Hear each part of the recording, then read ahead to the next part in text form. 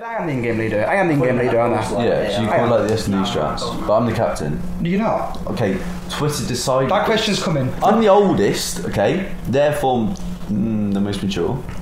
I've had the most experience of being turned on. In COD? Yeah. Okay, good. I'm the daddy. Well, I'm Luty. There's Copley, there's Hayes, there's Frizz, and there's Randall. Can we start again? I was so confused where you were going. I was expecting a different word of the question. It kind of threw me.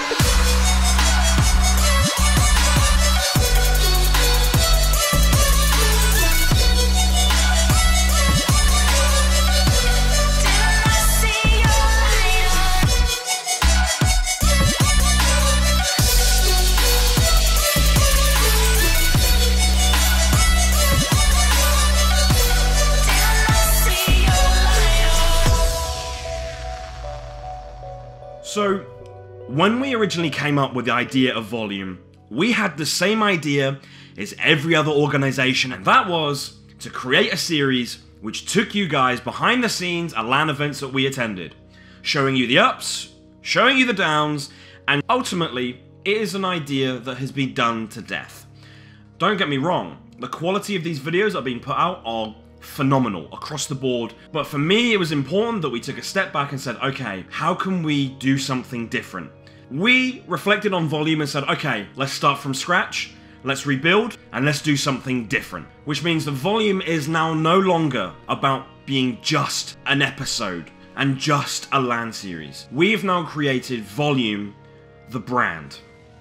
And the brand is all about the apparel, documentary series, but most importantly, engaging with all of you, whether that's through the content or whether it's through what we did at CWL Birmingham, which is handing out 50 free tees for people to wear around the event, to take home, to do whatever they want with. I think it was important for us as an organisation that has been around now for a few years to hit the reset button and say, okay, let's get this idea out there and let's see what people think. It's all about saying, look guys, this is what we're doing. If you're interested, then great. If not, no worries. But ultimately, thank you for being interested and thank you for sticking with us for all of these years. It was all about us going back to our roots and giving back to you guys.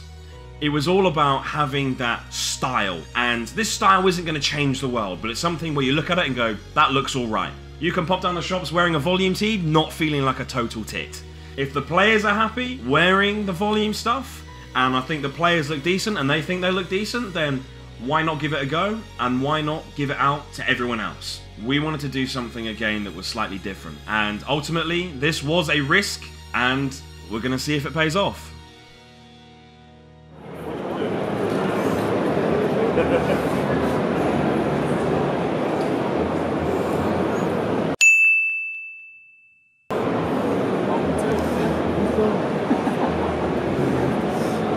He's just blocked the formal. Yeah, he was waiting for us as well.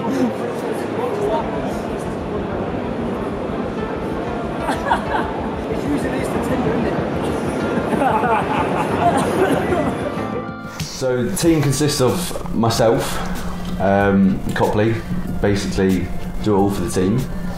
We've got Hayes, who's just the, he just takes the abuse, basically. He's the abuser. We've got Luty over here, who's the camp karaoke singer. Flamboyant sounds better. Flamboyant sounds better. The flamboyant karaoke singer, and Frizz, he's like the newcomer.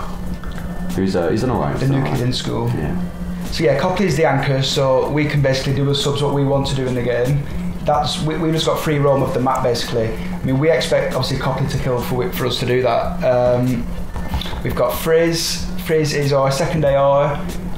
Slayer. I mean, we all have our maps anyway, but I mean, I guess you could call Frizz the main Slayer, couldn't you really? There's Andy, who's probably the most objective.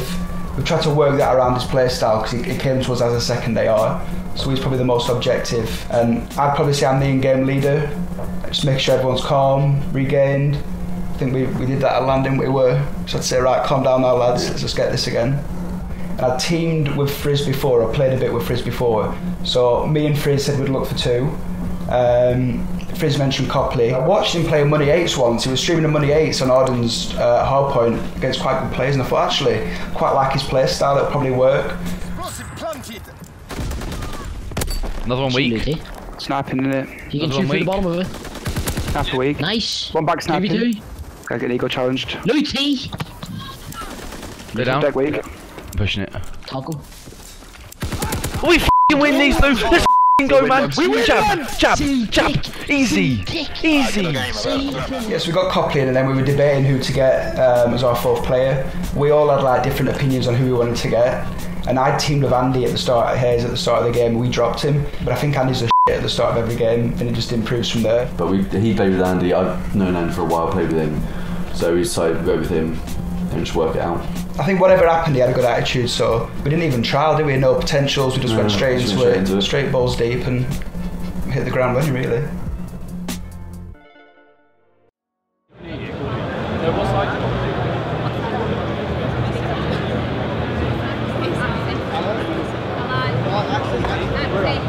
So everyone basically has the higher seeded teams or lower seed, whatever it is. People with most points have like a relatively easy round 1 game, which we did, and it was pretty comfortable against rounded, double rounded. We then got quite fortunate going into round 2 with Unsurpassed being Kivy and that not being here, so we played Recognised Talent, who again we went into knowing that we'll probably win. We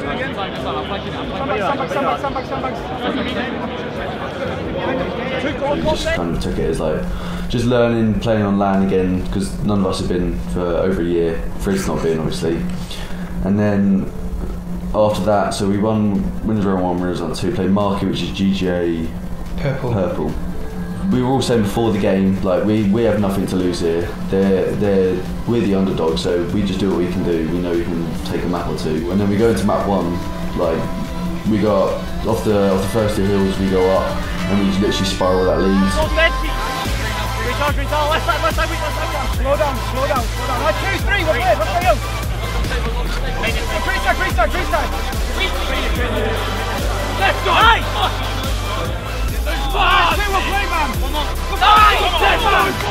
Come on! We crushed him in map 1. Gets to map 2, it was close. We lost 6-1, but it was close. And then map 3 was a show, absolute show. We got spanked.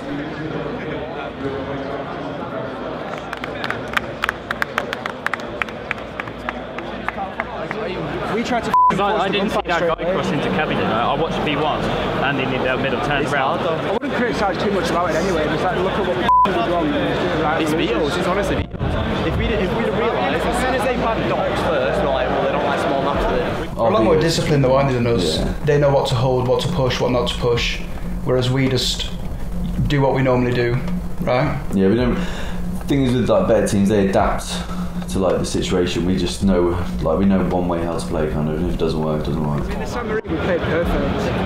Yeah, we did our jobs weekly. Everyone rotated perfectly, and that's not even our best half. Like next tip though, on CTF, don't force gunfights first. Yeah. Wait for them, get the gunfights, and then fucking push. Tomorrow morning, I'm pretty sure we're done.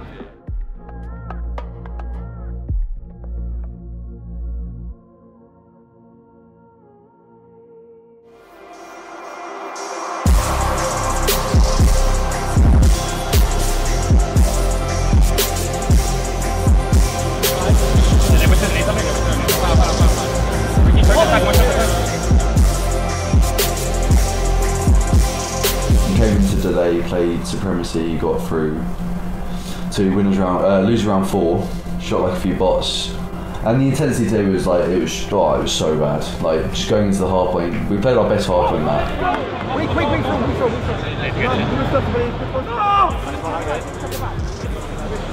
We go down 140 points, and we ended up only losing by 30. But we regained. Lou helped us regain.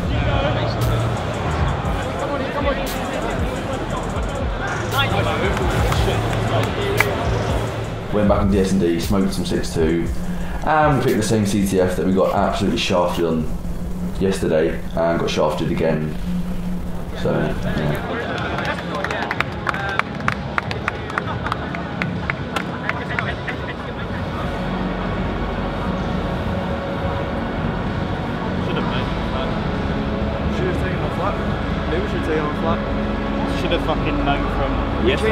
We changed that last minute, man. We did that when we were stood over there, we was on the 7-9. It's a new experience. So, Definitely a learning curve, isn't it? Yeah. So we've never experienced veto win before, so I think we were trying to play from what teams had lost before, rather than what we were good at. So I think in the future, next lands, we'll start playing for ourselves a bit more, knowing what we can. Yeah. I think it's all a learning curve. So we've took from the event. I'm taking the positives from it. We've obviously took a map off GGEA Purple. Supremacy, probably more practice than we are as well. Also known as a good team. And I think really, I'm not making excuses. I think if we'd maybe got a game before or played a harder team the previous day, I think we may have gone in with more intensity. I mean, obviously we started awfully. So if we'd have played from the end what we did at the start, then it'd have been fine. But I think it's all a learning curve. We need to get back, look at what went wrong. I think S&D is something we need to focus on. Although we smoked on the Supremacy game, we definitely need to focus on that. We go from there, we see what happens in the 2Ks, the next event.